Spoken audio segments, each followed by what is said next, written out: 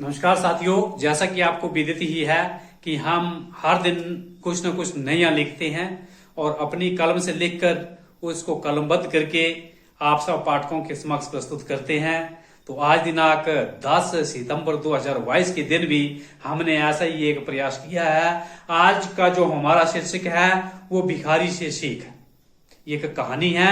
इस कहानी को छंदबद्ध तरीके से एक काव्यात्मक रूप से पेश किया गया है। इसमें तुकबंदियों का जो ध्यान रखा गया है। मैं इस कहानी रूपी कविता को आपके सामने कर रहा हूं पेश, और आपका ये फर्ज बनता है कि आप इस मोबाइल से आप इस कहानी को जरूर करें, मेरे YouTube चैनल को शेयर। और मैं यहाँ करूंगा बहुत सुंदर शब्दों से इस कहानी को डिस्क्राइब। आप मेरे चैनल को ना भूलना करना सब्सक्राइब।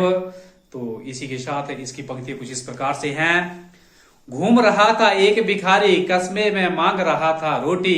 अरे राम नाम पे दे दो रोटी, हाय किस्मत मेरी खोटी। भिखारी कहता है, घूम रहा था एक भिखारी, कस्मे में मांग रहा था रोटी। अरे राम नाम पे दे दो रोटी, हाय ये किस्मत मेरी खोटी। रोज का काम चक्कर लगाना, भीख मांगने हर घर जाना, सभी लोगों से गालियां खाना, रोज भागकर जान बचाना। रोज का काम चक्कर लगाना, भीख मांगने हर घर जाना, सभी लोगों से गालियां खाना, रोज भागकर जान बचाना। एक समय की है ये बात, भिखारी गया एक सेठ के पास। सेठ से भीख की थी उसे आस, सेठ था घाटे से उदास। एक समय की है ये बात, भिखारी गया एक सेठ के पास। सेठ से भीख की थी उसे आस, सेठ था घाटे से उदास। जो भिखारी को मारते, भिखारी उनको ना गालियां देते। जो इस भिखारी को अक्सर मारते, भिखारी ये उनको ना गालियां देते। ईश्वर से सदा उनके गुनाह बख्शने की हमेशा थे बात करते। सेठ को कारोबार में था घाटा, भिखारी मांगे रोटी व आटा। झुंझलाए सेठ ने मारा चाटा, भिखारी वहां से रोता भागा। सेठ को कारोबार में पड़ा था घाटा, भिखारी मांगे रोटी या आटा। झुंझलाए सेठ ने मारा चाटा, भिखारी वहां से रोता भागा। भिखारी बोले, ईश्वर सेठ के गुनाह को तुम माफ कर दे। भिखारी के जाने पे सेठ मन दया आई, चला भिखारी ढूंढने। भिखारी बोले, ईश्वर सेठ को ये गुनाह तुम माफ कर दे। भिखारी के जाने से सेठ के मन में आई दया, और गया वह भिखारी ढूंढने। जाकर कुटिया देखा चुपके, जाकर कुटिया देखा चुपके, बूढ़ी औरत खाट पे दुबके। जाकर कुटिया देखा चुपके, बूढ़ी औरत खाट पे दुबके। हाथ जली रोटी आदि सूंघ के, बूढ़ी भिखारी जब गर्जी रूठ के। बूढ़ी भिखारी जब गर्जी रूठ के। जाकर कुटिया देखा चुपके, बूढ़ी औरत खाट पे दुबके।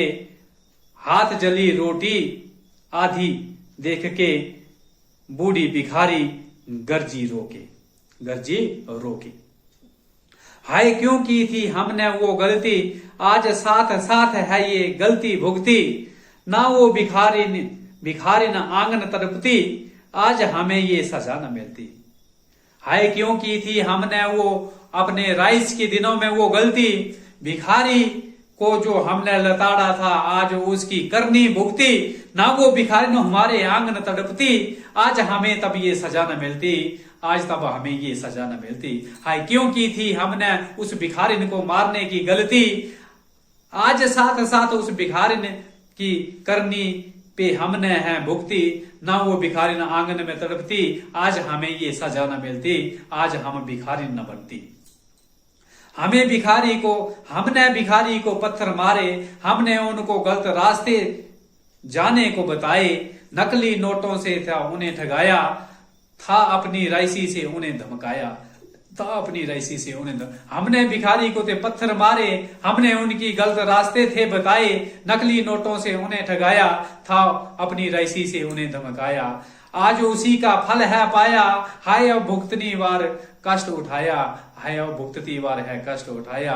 हमने अपनी राइसी को गवाया, हे ईश्वर सब ये तेरी है माया, हे ईश्वर सब ये तेरी है माया। आज उसी का फल है पाया, हाय अब भुगतती बार ये कष्ट उठाया, हमने अपनी रईसी को भी गुमाया, हे ईश्वर ये सब तेरी माया, हे ईश्वर सब ये तेरी माया। सेठ ने चुपके से सब सुन के सीखा, शांत होकर घर बोला मीठा। सेठ ने चुपके से ये सब सुन के सीखा, शांत होकर घर बोला मीठा। सुबह ही भिखारी को खाना दिया, उसका पूरा वहां सत्कार किया। सेठ ने चुपके से ये सुनकर सीखा, शांत होकर घर पर आके बोला मीठा। सुबह ही भिखारी को खाना दिया, उसका पूरा वहां सत्कार किया। धन से अवश्य गुजरान करें, आश्रितों के लिए अन्न का प्रावधान करें, कमजोरों का भी ध्यान करें, स्नेह पूर्वक अवश्य ही रोज दान करें, स्नेह पूर्वक अवश्य ही रोज कुछ न कुछ दान करें। धन से अवश्य गुजरान करें, आश्रितों के लिए भी अन्न का जरूर प्रावधान करें, कमजोरों का भी ध्यान करें, स्नेह पूर्वक अवश्य ही रोज कुछ न कुछ दान करें, स्नेह पूर्वक और दया पूर्वक कुछ न कुछ अवश्य किसी को कुछ न कुछ दान करें, स्नेह पूर्वक कुछ न कुछ दान करें। धन्यवाद। जय हिंद। नमस्कार। आपने मेरी कविता को सुना, मैं इसके लिए बहुत बहुत धन्यवाद करता हूं। इस कविता में भिखारी से घृणा ना करके उसको कुछ न कुछ खाने देने के लिए एक अरदास की गई है।